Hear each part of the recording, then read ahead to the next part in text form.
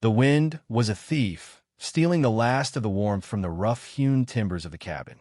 It moaned through the gaps in the chinking, a lament for a world gone cold and white. Sophie May Whitlock listened to its sorrowful song and heard an echo of the emptiness that had hollowed her out. Winter had claimed the Montana Territory with a brutal, indifferent totality, burying the landscape under a shroud so deep and silent it felt like a second death. For Sophie, it was merely an extension of the first. The cold had seeped past her skin, past her bones, and settled deep in her soul months ago, on the day she had buried her husband, Thomas, and their little girl, Lily, side by side on the low hill overlooking the creek. The fever had taken them with a swiftness that stole her breath, leaving her in a silence more profound than any blizzard. Now, she was a ghost in her own life, a wraith moving through the hollow shell of a home that had once rung with laughter. Every object was a torment, a relic of a life that was no longer hers. The small rocking chair Thomas had carved for her sat by the hearth, its seat vacant. The cradle he had built for Lily, smooth and perfect, was a gaping wound in the corner of the single room. Sometimes, in the deepest, darkest hours of the night, she would fancy she could still smell the sweet, milky scent of her daughter's hair on the small woolen blanket tucked inside.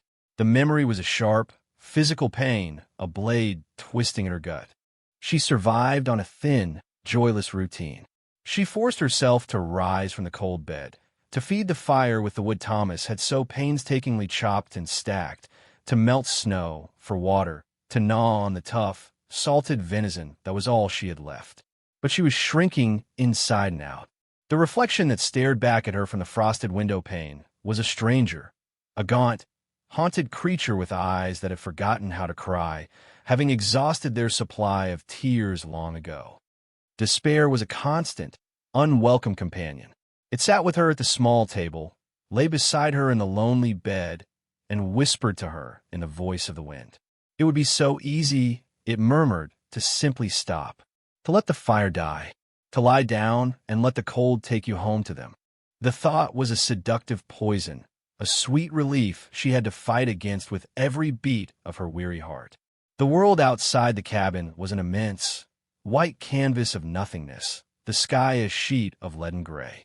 There was no color, no life, only the stark, skeletal silhouettes of the pines against the oppressive sky. The cold was a physical presence, a predator waiting just outside the door. It was in the crackle of her own breath crystallizing in the air, the ache in her joints, the way the metal latch of the door burned her fingers. She was utterly, terrifyingly alone. The nearest homestead was a 2-day ride in good weather, an impossible distance now. She had become an island of fading warmth in an ocean of ice, and she could feel the tide rising, threatening to extinguish her small, flickering flame for good. The stakes were no longer about happiness or even comfort. They were about the next breath and the one after that, and whether she possessed the will to draw them. Tonight, the wind's moan was escalating into a full-throated shriek. A new storm was descending, more ferocious than any she had yet endured. Snow began to drive against the cabin not as flakes, but as a horizontal wall of white, erasing the world. The timbers of the small structure groaned under the assault, and a fine powder of snow sifted through invisible cracks, dusting the floorboards like flour. Sophie pulled her thin shawl tighter around her shoulders, her gaze fixed on the fire. It was her heart, her son, the only thing holding the lethal cold at bay.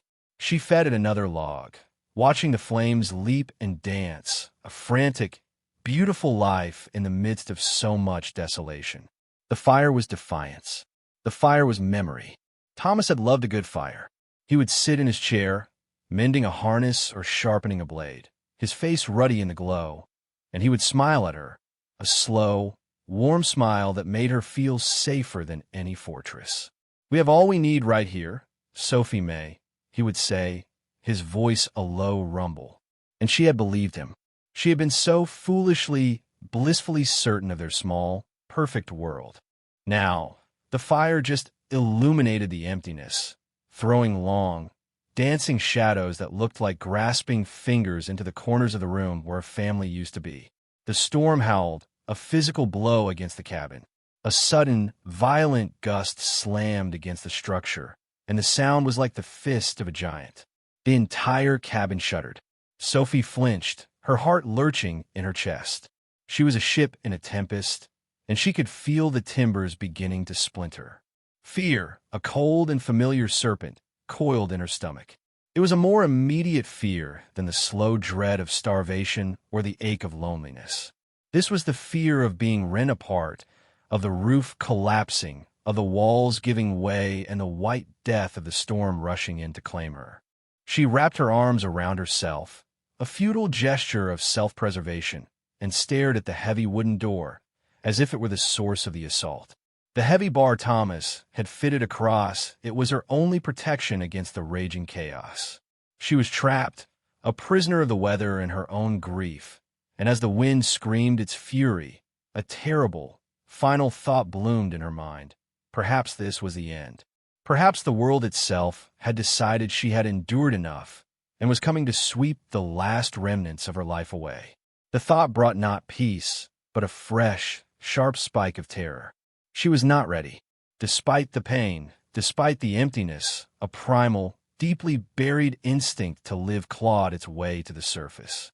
She was not ready to die.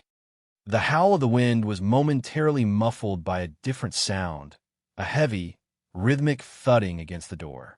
It wasn't the storm. It was deliberate, human. Sophie froze, her blood turning to ice. Her mind raced. Who could be out in this? No sane person would travel in a blizzard like this. Trappers? Madmen? The fear that had been a coiled serpent now struck, injecting venom into her veins. She backed away from the door, her hand instinctively reaching for the heavy iron poker by the hearth. The pounding came again, louder this time, more insistent.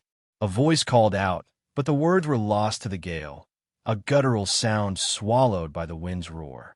She held her breath, listening.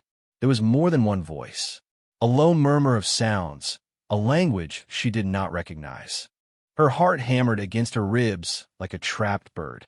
She thought of the stories she'd heard, whispered warnings from other settlers about war parties, about raids and violence. Every fear she had ever harbored about this wild, untamed land coalesced into a single, terrifying image behind her eyes. The pounding ceased. A tense silence fell, broken only by the shrieking wind. Sophie remained frozen, poker held tight in her trembling hands, her eyes wide and fixed on the door. Minutes stretched into an eternity. Had they gone?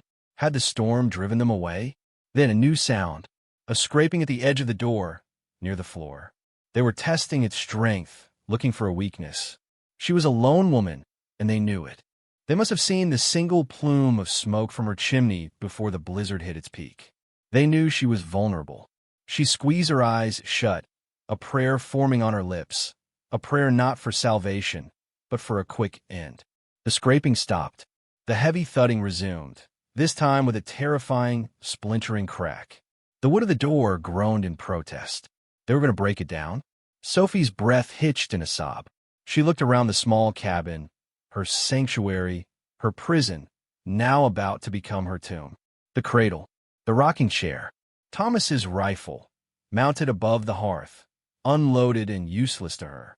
Her eyes fell on the heavy bar across the door. It was her only defense. With a surge of desperate adrenaline, she lunged forward. As her fingers touched the cold, rough wood of the bar, the pounding stopped again. A new voice called out, clearer this time, closer. It was a single word, spoken in a deep, commanding tone. She did not understand the word itself, but the intent was unmistakable. It was an order to stop. The silence that followed was different. It was a waiting silence. After a long moment, the first voice called out again, but the new word was in broken, heavily accented English. Shelter, it called, the word almost ripped away by the wind. Storm. Sophie's hand fell from the bar. Shelter. The word hung in the air, a simple plea against the raging tempest. It was not the word of an attacker. It was the word of a fellow human being pushed to the brink by the same indifferent force that was trying to tear her own world apart. She stood, conflicted, her fear warring with a deeply ingrained sense of duty, of humanity. To leave anyone outside in this storm was to condemn them to death. Thomas would have opened the door. He would have offered whatever they had, without a second thought. But Thomas was not here. It was just her. She looked again at the rifle on the wall, then back at the door. Her hand trembled as she reached for the bar. Slowly, cautiously, she lifted it from its brackets. The weight was immense, a burden of trust she wasn't sure she could bear. With the bar removed, the wind slammed against the door, making it rattle in its frame. She took a deep breath, her knuckles white as she gripped the latch. She pulled it open just a crack, peering into the swirling vortex of white. The first thing she saw was the snow, a blinding, disorienting wall. Then, figures began to resolve out of the chaos, like specters emerging from another world. They were tall and broad, wrapped in thick buffalo hides caked with snow and ice. There were 7 of them, 7 Comanche men, their faces grim, their long hair laced with frost. They stood silently, their ponies huddled behind them, heads bowed against the wind.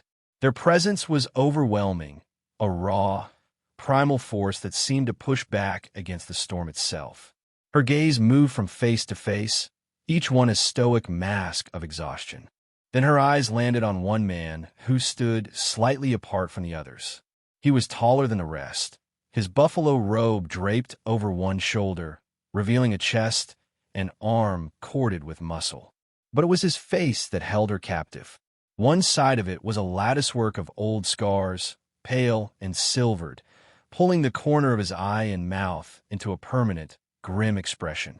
He met her gaze, and for a fleeting moment, in the depths of his dark, unreadable eyes, she saw not a threat, but the same bone-deep weariness that resided in her own soul.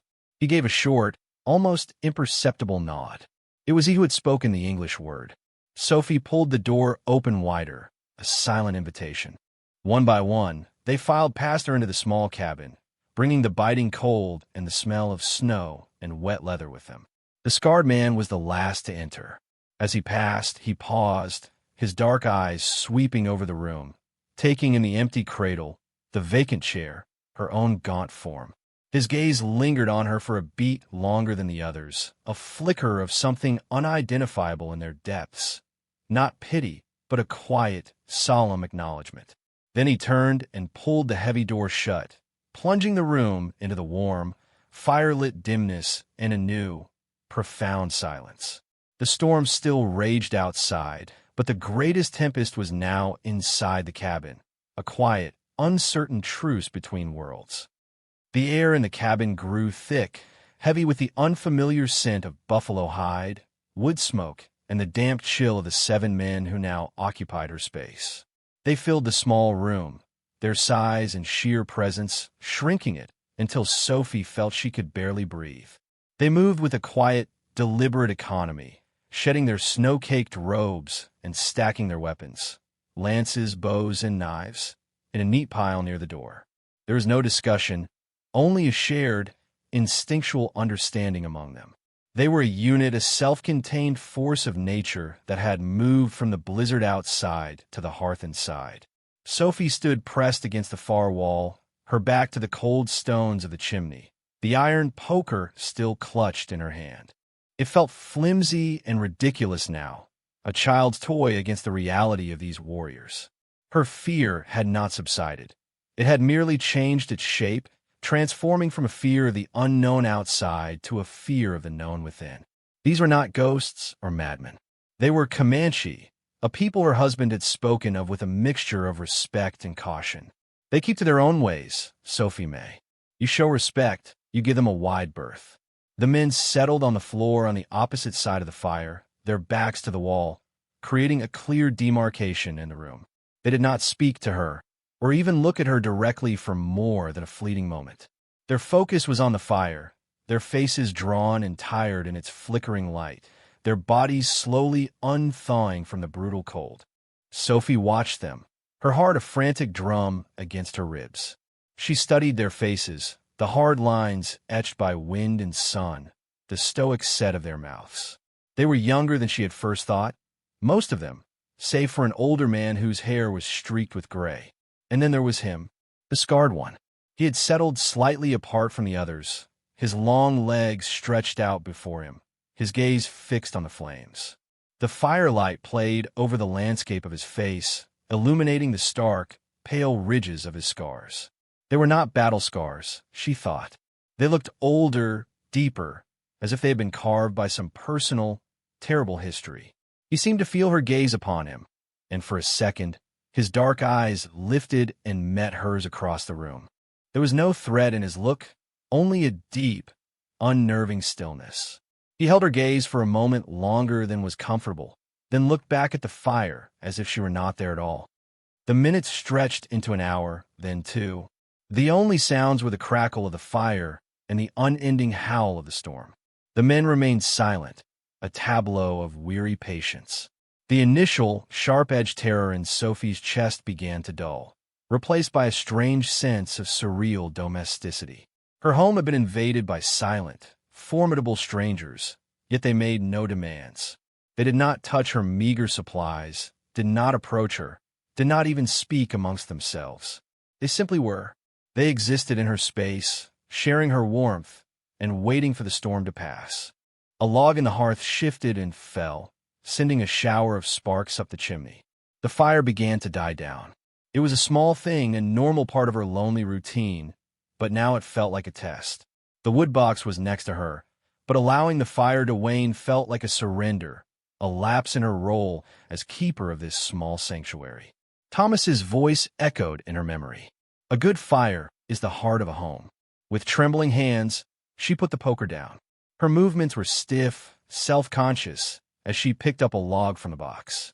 Every eye in the room followed her as she knelt by the hearth and carefully placed it onto the glowing embers.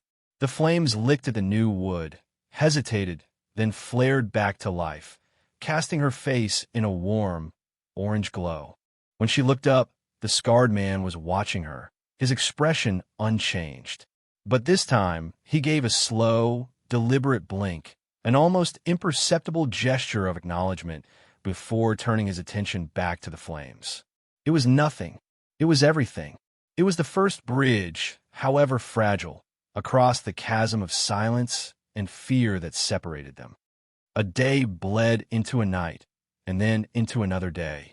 The storm did not relent.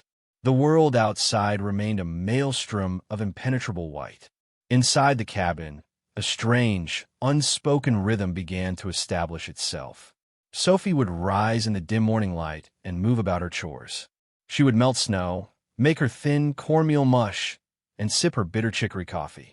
The men remained on their side of the room, observing her with a quiet intensity that was no longer terrifying, but simply watchful. They did not ask for food, but when she finished her meager meal, she found herself dividing what little she had left into 8 portions. She placed the 7 small bowls on the floor, a good distance from them, then retreated to her side of the room, her back turned, feeling a flush of heat on her cheeks. She did not know if it was an insult or a kindness, if they would accept or refuse. She heard the quiet scrape of the wooden bowls on the floorboards. When she dared to look again, the bowls were empty. Later that day, as she was refilling the woodbox, she noticed the pile of wood Thomas had left was dwindling faster than she had anticipated. A knot of anxiety tightened in her stomach. The wood was life. Without it, they would all perish. The scarred man, whose name she still did not know, seemed to read the fear in her face as her eyes darted from the woodbox to the unrelenting storm outside. He rose to his feet in one fluid motion. He was taller than she had realized, his frame lean but powerful. He walked to the door and picked up a small hand axe from his pile of belongings. Sophie tensed, her hand hovering near the poker again. He did not look at her. He simply went to the broken remains of a small table that had collapsed under the weight of some books months ago. Thomas had meant to fix it, but the fever had come first. The man examined the thick, sturdy legs of the table for a moment. Then, with a few swift, efficient blows, he chopped them from the tabletop, split them into smaller, manageable pieces, and placed them neatly into her woodbox. He had not destroyed something of value. He had repurposed something broken, transforming it into fuel, into warmth, into survival. He had seen a need and met it without a word. When he was done, he returned to his spot by the fire. But as he sat, his dark eyes met hers again, and this time she did not look away. The uneasy truce was solidifying into something else, a silent, pragmatic alliance forged in the heart of the storm. The storm raged for 3 days, imprisoning them all in the small, fire-lit world of the cabin. During that time, the man she thought of only as the scarred one began to move about the small space, his actions always quiet, always deliberate. He was a creature of observation, his eyes missing nothing. He saw the way the wind forced icy drafts through a gap in the chinking near her bed, and without a word, he took a small knife and a piece of spare leather from his own pack and worked it carefully into the crack, sealing it. He noticed the slight sag in the main roof beam, burdened by the immense weight of the snow, and he wedged a sturdy piece of the broken table underneath it as a makeshift support, his powerful shoulders bracing the beam as he worked. Sophie watched him mesmerized. Each action was one of repair, of fortification. He was shoring up the defenses of her home, a home she had let fall into a state of neglect that mirrored her own. Thomas had been the one to build and mend.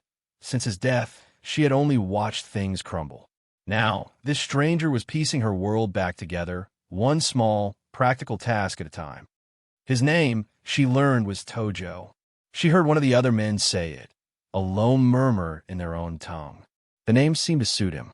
It was short, strong, and unadorned, like the man himself. Tojo never spoke to her, but a silent language was developing between them, a language of gesture and observation. When he worked, she would ensure there was a mug of hot water, which was all she could now offer besides the thin mush, waiting for him on the floor nearby.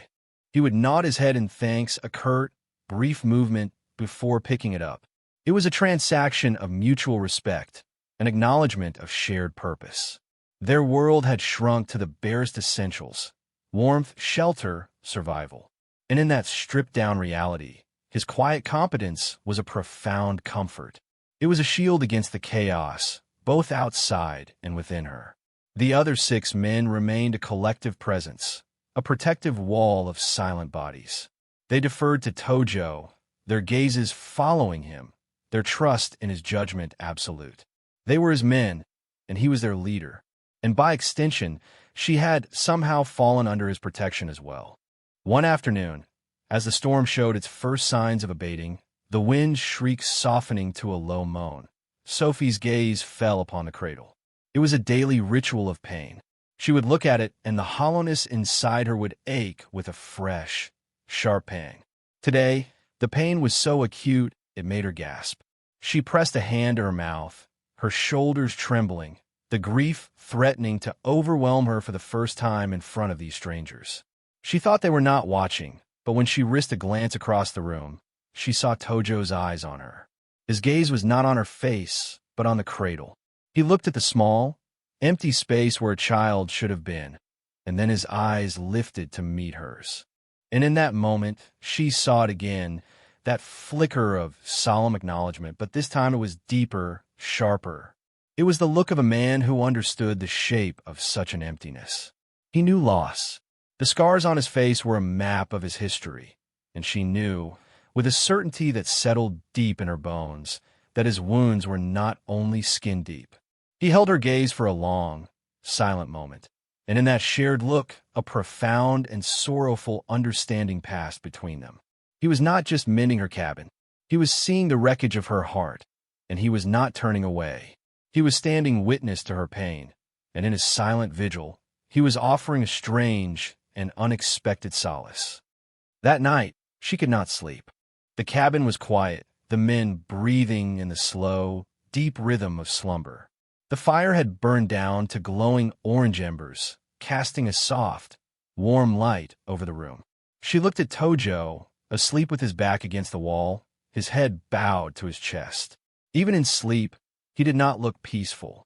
He looked burdened, his scarred face set in grim lines. She thought about the things he had fixed: the drafty wall, the sagging roof beam, the wood he had provided. These were the actions of a man who knew how to build, how to protect. They were the opposite of the destruction she had felt closing in on her. For months, her life had been a process of decay, of things falling apart. He had reversed the tide. He had brought order to her chaos. And in doing so, he had, without intention or design, begun to mend something inside her as well. The will to survive, which had been a guttering, sputtering flame, had been fanned by his quiet strength. She looked at the small, sturdy patch he had placed over the crack in the wall. It was a small thing, but it was solid. It was real. It was a start. For the first time since the fever had taken her family, Sophie May Whitlock felt a flicker not of hope, but of something far more fundamental, the possibility of endurance. She could endure this, and she would not be enduring it entirely alone. The storm broke on the 5th day. A watery, pale sunlight filtered through the grime on the window pane, illuminating a world transformed. The snow lay in immense, sculpted drifts, pristine and blindingly white under a sky of washed-out blue. The silence was absolute, a stark contrast to the days of howling wind. It was a beautiful, lethal landscape. The change in the weather shifted the atmosphere within the cabin as well. The enforced intimacy of the storm gave way to a new reality.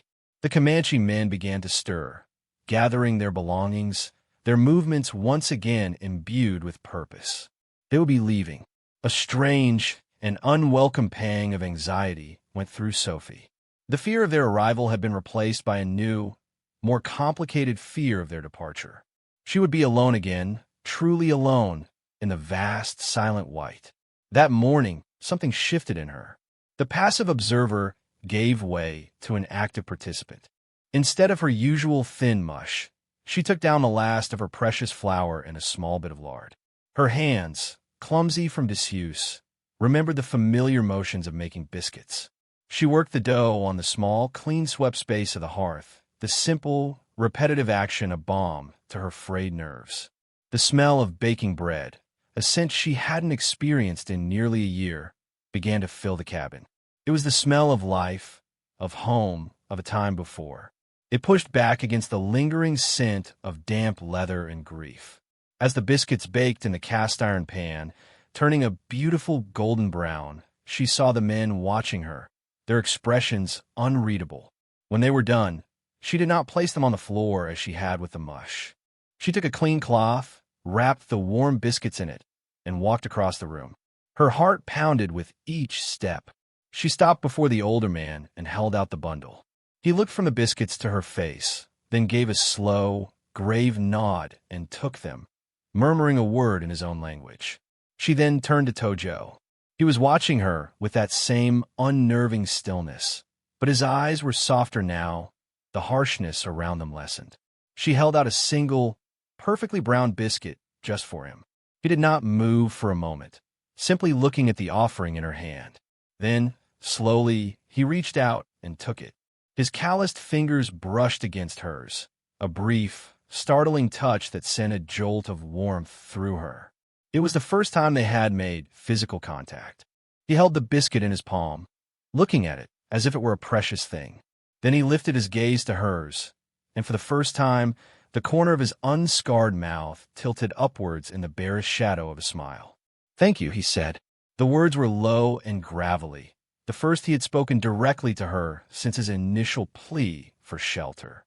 The simple exchange changed everything. It was an acknowledgement of her as a person, not just a fixture in the shelter they had found. Later that morning, 2 of the men, armed with bows, ventured out into the snow-choked landscape. They returned hours later, dragging a young deer behind them. The sight of fresh meat, of such abundance, made Sophie feel dizzy with relief. The men worked with swift, silent efficiency, skinning and butchering the animal outside the door. They brought a large portion of the meat inside, handing a generous hindquarter directly to her. It was a clear, unspoken reciprocation. Her offering of bread for their offering of meat. A partnership. That evening, for the first time, a real meal was cooked over the fire. The rich, savory scent of roasting venison filled the cabin, a primal aroma of sustenance and community. They ate together, not segregated on opposite sides of the room, but in a loose circle around the warmth of the hearth. The silence was no longer tense or awkward, but comfortable, companionable. Sophie found herself watching Tojo as he ate, his movements economical and precise. She wondered about him, about the life that had etched those scars onto his face, about the people he had lost. She was no longer just seeing a Comanche warrior. She was seeing a man, one who carried his own burdens with a quiet, powerful dignity. And as she looked at him, she realized with a start that the crushing weight of her own grief felt, for the first time, a little bit lighter, as if he were unknowingly helping her to carry it. The cabin, once a tomb of memory, was starting to feel like a home again, filled not with ghosts, but with the quiet, steady presence of the living. The thaw began in earnest 2 days later, a slow, dripping melt that promised the return of the world. But with the receding snow came a different kind of danger. Sophie was outside, breathing in the clean, cold air for the first time in what felt like an eternity, when she saw them. 2 figures on horseback, picking their way through the slush and mud of the trail that led to her cabin. Her stomach plummeted. She recognized them instantly. Jedediah Jed Croft and his brother, Silas. They were trappers who worked the streams miles to the east, men with a reputation for casual cruelty and a greedy, assessing gaze that made her skin crawl. Thomas had disliked them intensely, had warned her to never be alone with them. They reined in their horses a short distance from the cabin, their eyes taking in the scene. They saw her, a lone woman, standing by the door. Then their gaze shifted, narrowing as they spotted the 7 Comanche ponies tethered behind the cabin, their markings unmistakable. Jed Croft, a burly man with a stained, tobacco-brown beard, spat a stream of juice onto the clean snow. A slow, ugly smile spread across his face. "Well now, Silas," he drawled, his voice carrying easily in the still air. "Look what we have here. The little widow Whitlock ain't so lonely after all." Sophie's blood ran cold. She straightened her spine, trying to project a confidence she did not feel. "What do you want, Jed?" she asked, her voice tight. "Just being neighborly, Sophie May," he said, his eyes roaming over her in a way that made her feel sullied. "Saw your smoke. Figured we'd check you survived the blizzard." His gaze flicked pointedly towards the Comanche ponies again. "Looks like you had plenty of company to keep you warm." Silas, a smaller, weaselly man, snickered. The insinuation was vile, unmistakable. Rage, hot and sharp, pierced through Sophie's fear. "They were caught in the storm," she said, her voice shaking slightly. "I gave them shelter, as any decent person would." Jed swung down from his horse, his movements slow and menacing. "Decent?" he scoffed, taking a step towards her. "Ain't nothing decent about bedding down with savages. You should know better, woman. They're liable to scalp you in your sleep. Or maybe you like that sort of thing." He was close now, too close. The smell of stale sweat and unwashed wool emanated from him. Sophie took a step back, her hand reaching for the door latch. "You should leave," she said, her voice barely a whisper. "Oh, I don't think so," Jed said, his smile widening. "We figure those ponies are worth a fair bit, and whatever else those heathens might have. Seems only right we take it off your hands. A sorta. Rescue fee." He reached for her arm. Before his fingers could touch her, the cabin door swung open. Tojo filled the doorway, his presence a sudden, absolute authority. He did not have a weapon in his hand, but he didn't need one. He stood, silent and immense, his scarred face a mask of cold fury, his dark eyes locked on Jed. The other 6 Comanche men materialized behind him, their faces grim, their hands resting on the knives at their belts. The air crackled with a sudden, lethal tension. Jed froze, his hand dropping from Sophie's arm. He took an involuntary step back, his bravado evaporating in the face of the silent, deadly force that confronted him. He had expected a lone, frightened woman. He had not expected this. He had not expected Tojo. Tojo didn't speak. He simply looked at Jed, a look that promised swift and terrible violence. It was a look that stripped away all pretense and laid bear the predator that lurked beneath Jed's bluster. Silas, ever the coward, was already backing his horse away. "Jed," he hissed. "Let's go." "It ain't worth it." Jed swallowed hard, his eyes darting from Tojo to the other men, then back. He was outnumbered and outmatched, and he knew it. He tried to gather the scraps of his arrogance. "This ain't over," he snarled, pointing a trembling finger not at Tojo, but at Sophie. "You'll regret this, you hear me?" Letting them filth into a white man's home. He backed away clumsily, scrambled onto his horse, and spurred it into a retreat, Silas close on his heels. They disappeared over the rise, leaving a trail of churned mud and venomous silence behind them. Sophie stood trembling, the adrenaline draining away, leaving her weak and nauseous. Tojo remained in the doorway, his eyes following the path the men had taken. He turned his head and looked at her, his gaze searching her face, checking for a harm that was more than physical. She met his look, and in that moment, she knew with chilling certainty that Jed was right about one thing. This was not over. The aftermath of the confrontation left a toxic residue in the air. The fragile peace of the cabin had been shattered, replaced by a tense, watchful quiet. Sophie's hands would not stop shaking. The ugliness of Jed's words, his leering eyes, had brought back the old, familiar terror of vulnerability, a feeling she had almost forgotten in the quiet safety of the past few days. She went back inside and sank onto the bench by the hearth, wrapping her arms around herself. The other men had dispersed, taking up quiet, vigilant positions outside, their presence a silent, protective perimeter. Only Tojo remained. He stood by the door for a long moment, staring out at the landscape as if he could still see the retreating figures of the trappers. Then he closed the door, shutting out the cold and the threat, and walked over to the fire. He added a log, the simple domestic act of stark contrast to the violence that had just threatened to erupt. He did not sit. He remained standing, his back to her, looking down into the flames. The silence stretched, thick with unspoken thoughts. Sophie watched the strong, straight line of his back, the way the firelight caught the dark sheen of his hair.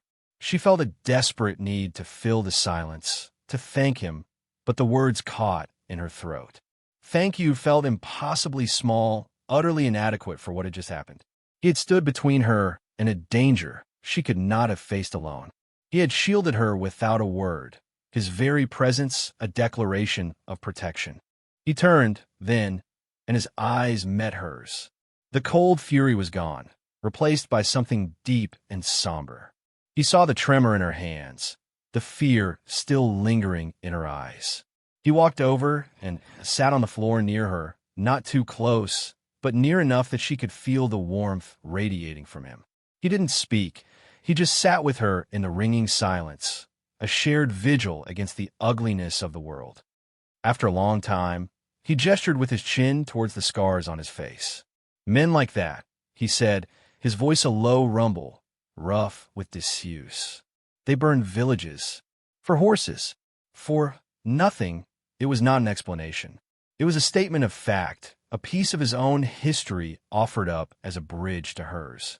He was telling her he understood the nature of such men, the casual cruelty, the senseless destruction. His scars were not from battle with other warriors. They were from fire, from attack, from men like Jed Croft. The revelation settled over Sophie, profound and terrible. She looked at the network of pale, silvery lines that marred his skin, and for the first time, she understood. He had not just lost a battle, he had lost a world. "Family," he said, the single word weighted with a universe of pain. He touched his chest, over his heart. Gone. The word hung in the air between them, a shared epitaph. All the walls she had built around her own grief, all the defenses she had used to keep the world at bay, crumbled in that moment. Tears she thought had long since dried up pricked at the backs of her eyes. She looked across the room, her gaze falling on the small, empty cradle in the corner. "My daughter," she whispered, the words tasting like ash in her mouth. "Lily." She looked back at Tojo, and he was no longer a stranger, no longer a Comanche warrior. He was a fellow survivor, a man who bore the map of his loss on his own face. He understood the language of her silence because he spoke it fluently. His stoicism was not coldness. It was a shield forged in a fire far hotter than her own. It was the armor of a man who had lost everything and had somehow found the will to keep standing. A single tear escaped and traced a path down her cheek. Tojo did not move to comfort her, offered no empty platitudes. He simply sat there, his presence a solid, unwavering anchor in the storm of her sorrow, and bore witness to her pain, just as she now bore witness to his. In the days that followed, a new understanding settled between them, a quiet partnership born of shared trauma and mutual respect. The looming threat of Jed Croft and his men was a constant, unspoken presence, a shadow on the horizon. But within the cabin, a fragile domesticity began to take root. They fell into a rhythm that felt less like a temporary arrangement and more like the foundation of a life. Mornings were for chores, performed with an easy, silent cooperation. While Sophie tended the fire and prepared food, Tojo would work outside, reinforcing the small corral, checking the perimeter, his vigilance unwavering. He moved with a sense of ownership, not of property, but of responsibility. This small patch of land, this sturdy cabin, had become his to defend. One afternoon, he came to her holding Thomas's old rifle. He had taken it down from the wall and cleaned it, his movements methodical and sure. "You know this?" he asked, his voice low. Sophie shook her head. Thomas had tried to teach her once, but she had been clumsy and fearful of the noise and the recoil. It had felt like a man's tool, something alien to her. Tojo gestured for her to follow him outside. The air was crisp, the sunlight sharp on the melting snow. The other men watched from a distance, their expressions neutral. He stood beside her and began to show her, his instructions simple and direct. "Here," he said, guiding her hands to the cool metal and smooth wood. "Hold it strong. Against your shoulder." His hands were large and calloused, but his touch was surprisingly gentle as he adjusted her stance, positioning the rifle but firmly against her. He showed her how to load the cartridge, how to work the bolt, how to sight down the long barrel. He did not treat her as a fragile woman, but as a partner who needed to be capable, to be able to defend herself. He placed a small, dark stone on a stump some 50 yards away. "Breathe out," he commanded softly, his voice close to her ear. "Then squeeze. Do not pull." Sophie took a deep, shuddering breath. The rifle felt heavy, powerful in her hands. She lined up the sight with the stone, the memory of Jed's leering face flashing in her mind. She squeezed the trigger. The explosion was deafening, the recoil a solid punch against her shoulder, but she held her ground as Tojo had shown her. The stone on the stump disappeared. A stunned silence fell. Sophie lowered the rifle, her ears ringing, her shoulder aching, but a fierce, unfamiliar thrill shot through her. She had done it. She looked at Tojo. A slow, genuine smile spread across his face, reaching his eyes and softening the grim set of his scars. It transformed him, making him look younger, less burdened. "Good," he said, the single word filled with an approval that warmed her more than any fire. In that moment, she was not just a widow, a victim waiting for the next tragedy. She was a woman holding a rifle she knew how to use. She was a woman who had faced down a threat and found an unexpected ally. She was a woman who had baked bread and shared a meal and stood her ground. That evening, as the sun set, painting the snow in hues of pink and orange, she watched Tojo from the cabin doorway. He was sharpening his knife on a whetstone, the rhythmic scrape of steel on stone a steady, reassuring sound. He looked up and saw her watching, and their eyes met across the dusky space. A silent understanding passed between them. They were waiting. They knew the violence of men like Jed Croft was not easily dissuaded. It was a debt that would have to be paid. But this time, when the threat returned, Sophie would not be hiding behind a locked door with a useless poker in her hand. She would be standing beside Tojo, ready. The cabin was no longer her prison. It was their fortress, and they would defend it together. The attack came 3 days later, at dusk. The fragile light was fading, bleeding from the sky and leaving the world in shades of gray and deep blue. A stillness had fallen over the land, the kind of heavy silence that precedes violence. The Comanche sentries, posted in the trees beyond the cabin, gave a low, bird-like call, a signal. Tojo was instantly on his feet, his face grim, his hand reaching for the bow that was never far from his side. "They come," he said to Sophie, his voice flat and calm. "Stay inside. Bar the door. Use the rifle if they reach the walls." His eyes held hers for a moment, a silent command and a promise. Then he and the other 6 men melted out of the cabin and into the gathering darkness, moving with the swift, deadly grace of ghosts. Sophie's heart hammered against her ribs, a frantic, panicked rhythm. She slammed the heavy bar across the door, her hands trembling. She grabbed the rifle, the wood and metal familiar and solid in her grasp, and ran to the window. Peering through a small gap in the shutter, she saw them. Jed and Silas were back, and they had brought 4 other men with them, rough, hard-faced men armed with rifles and a simmering, hateful confidence. They rode into the clearing with a swagger, expecting to find a cowed woman and a handful of natives they could easily overwhelm. "Whitlock," Jed's voice boomed, a drunken, arrogant sound that curdled the air. "We've come to collect our due. Send out your redskin lovers, or we'll burn you out." They didn't see the shadows detaching from the trees. The first arrow took one of the riders in the throat. He gargled, a look of utter shock on his face, and toppled from his horse. Chaos erupted. Gunshots shattered the twilight stillness. The remaining riders wheeled their horses, firing wildly into the woods. A second arrow found its mark, and another man fell. Jed roared in fury, dismounting and taking cover behind his horse, firing his own rifle towards the source of the attack.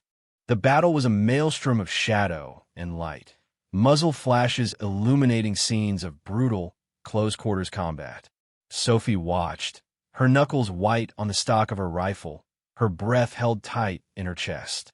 It was swift and terrifyingly efficient. The Comanche warriors moved like lightning, flowing between the trees, their bows singing a quiet, deadly song that was far more terrifying than the loud, clumsy reports of the rifles.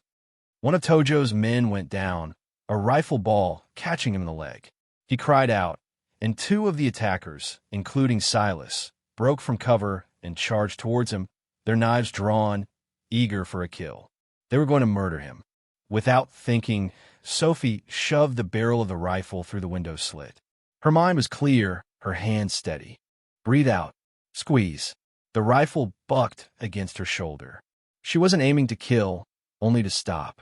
The bullet tore into the dirt at Silas's feet, spraying him with mud and splinters. He yelped in terror and stumbled back, his charge broken.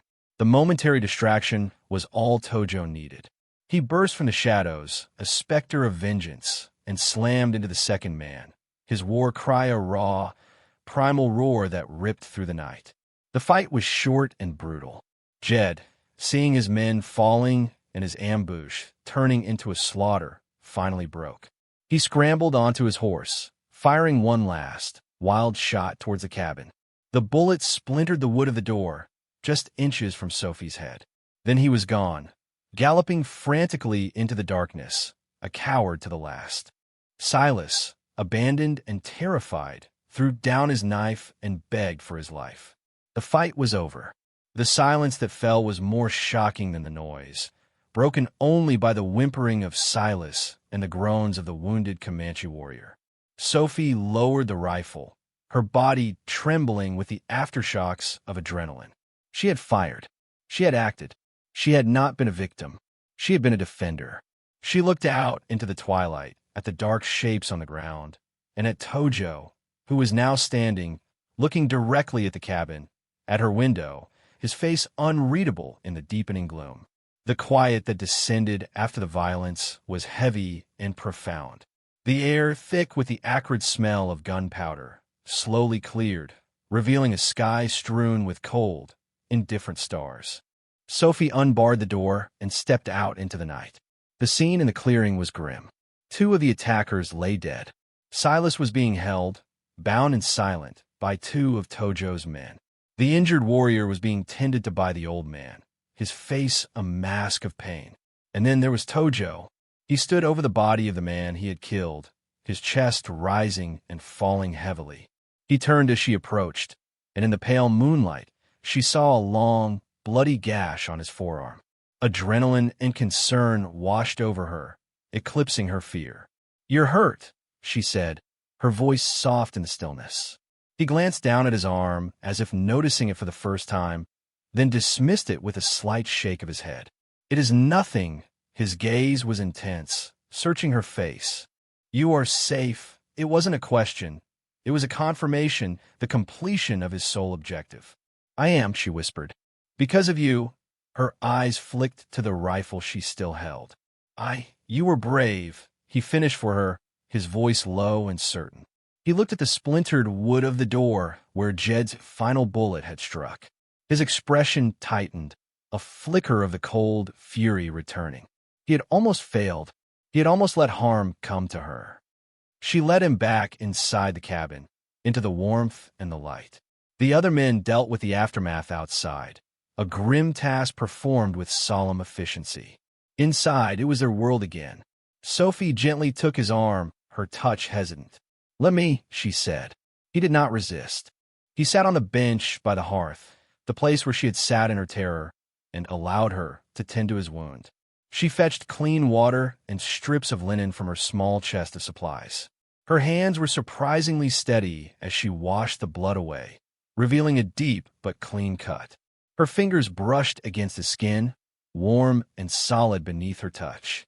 It was an intimate act, this mending of his body, a silent acknowledgement of the bond that had been forged between them in violence and survival. He watched her, his dark eyes tracing the lines of her face, her focused expression. The formidable warrior was gone, replaced by a man, wounded and weary, allowing himself a moment of vulnerability.